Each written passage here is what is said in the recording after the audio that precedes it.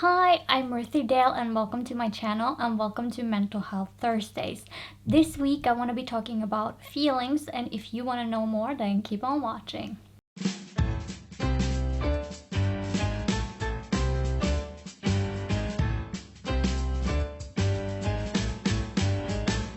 So all of my Mental Health Thursday videos are based off of my blog, and I always try to link it down below in case somebody wants to read more.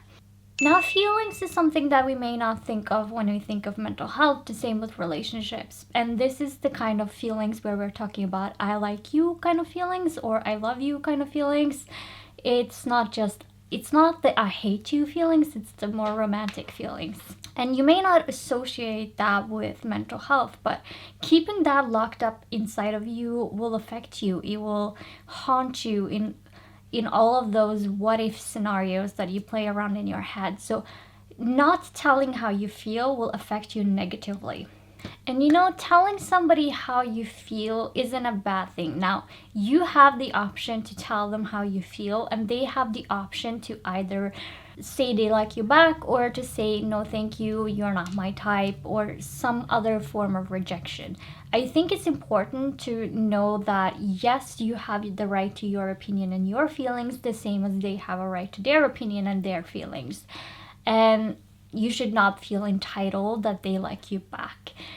And also, I know that it's scary telling somebody how you feel because you are in a vulnerable position where you are showing a part of yourself that you don't show everybody. And it can be scary. I can understand that.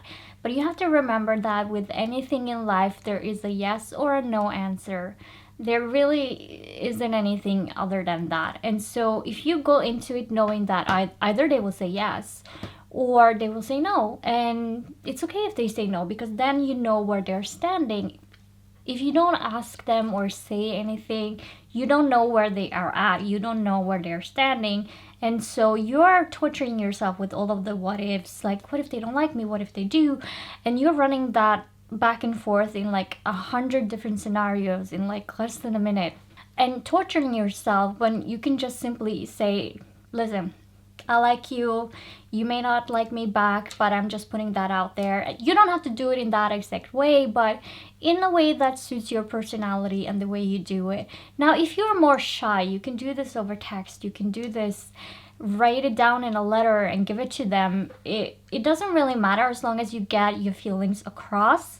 And I think it's important to put yourself in that type of vulnerable position because that opens up a whole lot of possibilities. Now, let's say they say yes.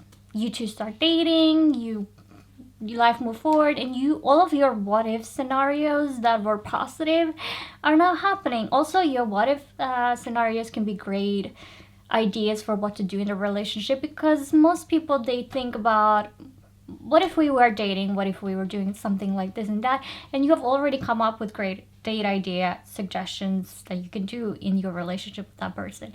But what if they say no? They reject you. Well, it's okay to feel sad because it's an emotion that comes with rejection, and it's okay to feel sad. But don't let this sadness drive your life and think like, oh, I will have nobody else. This was my last chance. Unless you've asked every single person on this planet, it's never your last chance. So if they reject you, you move on to the next. Now, how fast you move on to the next is different from person to person because we attach in different ways.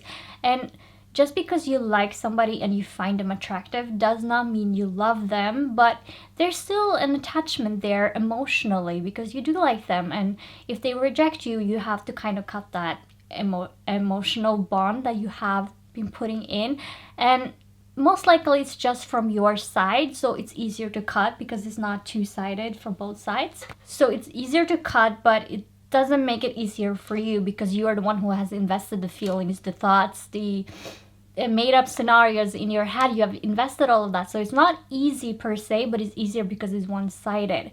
So you can cut that and move on to the next. Now, also, with rejection, you learn a few things about the person, you learn a few things about yourself. So that when you're going to the next person to put yourself out there again, because you should, you have already learned like so much about yourself, how you react to rejection and how you like a person, how much you invest in a person before they even know that you like them. And you can kind of change accordingly, meaning if you feel like you invested too much too soon, the next person, you hold back a little bit until they give you something, you give them something, they give you something, you know, that kind of give and take kind of scenario, because previously you may have been the one giving a lot. Just hold back a little so that you have that balance, and you can have learned that from your previous mistake. I don't care if it's the worst mistake in the world, mistakes can be corrected. As long as you are alive, mistakes can be corrected. And rejection should never be scary because it's a part of life. Sometimes we get a yes, sometimes we do get a no. That is all I have for you today, and if you liked the video, leave a like and a comment down below, and if you want more videos like this, then hit the subscribe button and the notification bell and you will be notified when I upload a video. Now, I upload my Mental Health Thursday videos every Thursday at 7 o'clock Norwegian time, which makes it about 2 o'clock New York time. And with that, I want to say thank you so much for watching, and I will catch you in the next one. Bye!